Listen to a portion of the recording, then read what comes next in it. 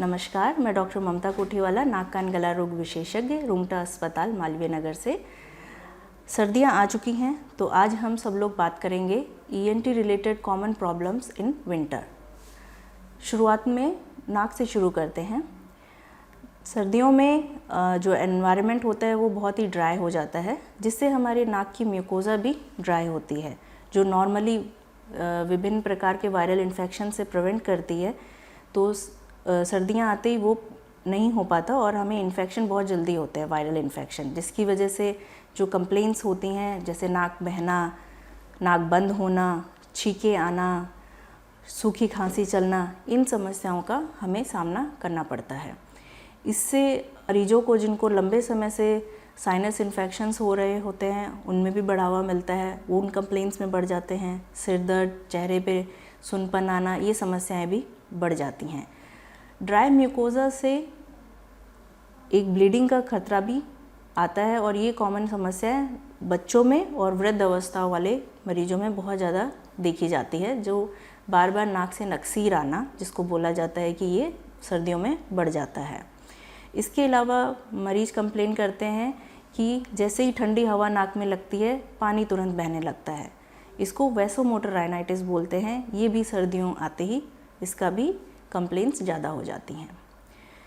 नाक की समस्याओं की वजह से एक ट्यूब होती है, यूस्टेशियन ट्यूब, जो कि हमें हमारे कान को और नाक को जोड़ के रखती है। इससे नाक का इन्फेक्शन कान में जाने से कान के इन्फेक्शंस के भी खतरे ज़्यादा बढ़ जाते हैं। कान में जैसे कि अचानक से कान बंद होना, सुनाई कम देना, कान से मवाद आना, रस आना, ये जैसी समस्याएं सर्दियों में बढ़ जाती हैं।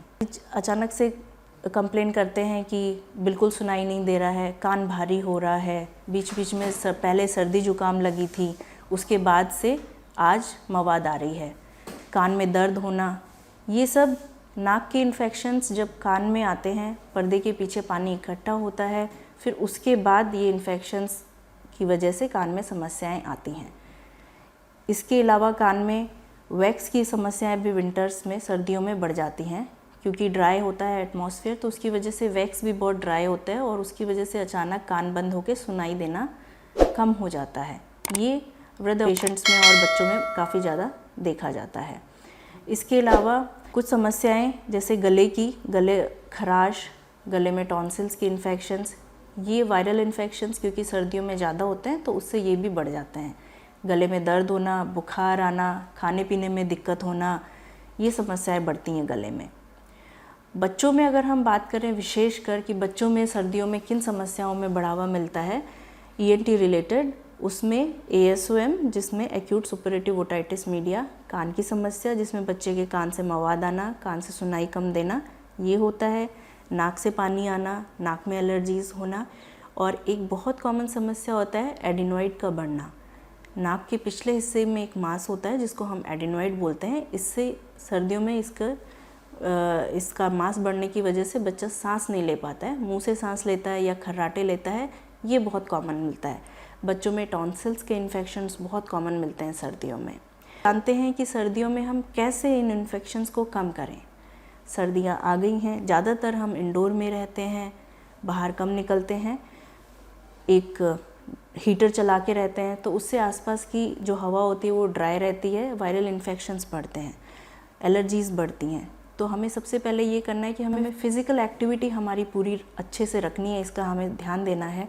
अच्छा खाना लेना है, सेहत अच्छी रखनी है, ग्रीन वेजिटेबल्स लेने हैं, दाल, सूप, इस तरह की चीज़ें अच्छी लेनी है। इम्यूनिटी बूस्टर्स जो फ्रूट्स, वेजिटेबल्स होते हैं उनको लेना है।